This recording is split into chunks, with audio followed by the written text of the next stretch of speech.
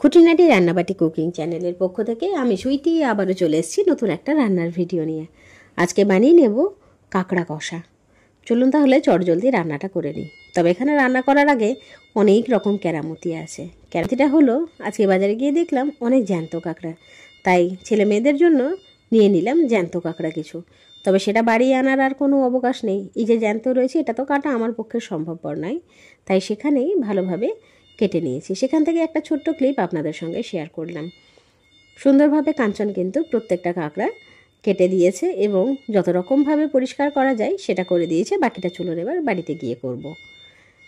বাড়িতে এসে কাঁকড়াগুলো আবার ভালোভাবে পরিষ্কার করে ধুয়ে নিচ্ছি। যেটুকু অল্প একটু নোংরা ছিল সেটাও পরিষ্কার করে নিলাম। কাঁকড়া ধোয়া কমপ্লিট। এবার বড় বড় যে দাঁড়াগুলো রয়েছে সেগুলোকে একটুখানি ছেঁচে নিলাম। এতে কি হবে, এত শক্ত তো বাচ্চাগুলো খেতে পারবে না। এতে একটুখানি ছেঁচা হলে ভেতরে মশলার ফ্লেভারটাও সুন্দরভাবে চলে যাবে আর তাদের পক্ষে খাওয়াটাও একটু সহজ হয়ে যাবে।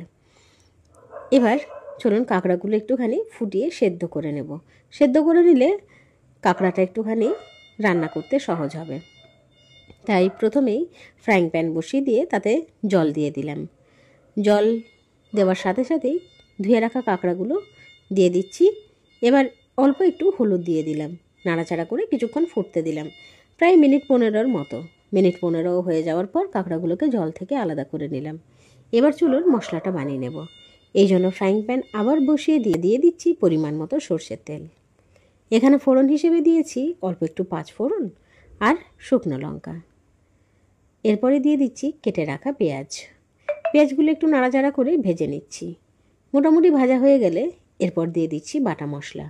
এখানে বাটা মশলার মধ্যে রয়েছে আদা, রসুন এবং কাঁচা লঙ্কার পেস্ট। এই সমস্ত ব্যাপারগুলোকে একটু নাড়াচাড়া করে কষিয়ে নিচ্ছি। সুন্দরভাবে মশলা কষানো কমপ্লিট হয়ে গেলে, সুন্দরভাবে নয়, অল্প একটু কষানো হয়ে গেলেই অ্যাড করে দিচ্ছি পরিমাণ মতো হলুদ, স্বাদ মতো লবণ এবং অল্প একটু কাশ্মীরি লঙ্কার গুঁড়ো। এবার সুন্দরভাবে নাড়াচাড়া করে মশলাটা আবারও কষতে থাকছি। দেখুন মশলার মধ্যে বেশ কষা কষা ব্যাপারটা এখন থেকেই বোঝা যাচ্ছে। তবে তেলের পরিমাণটা অল্প ছিল, তাই এখানে অ্যাড করে দিলাম অল্প একটু জল। জল দেওয়ার পর যখনই জলটা একটু ফুটতে থাকে না, তখন মশলার মধ্যে থেকে তেলটা বেশ ওপরে চলে আসে। এই মুহূর্তে বুঝে নিতে হবে মোটামুটি মশলা কষা কমপ্লিট।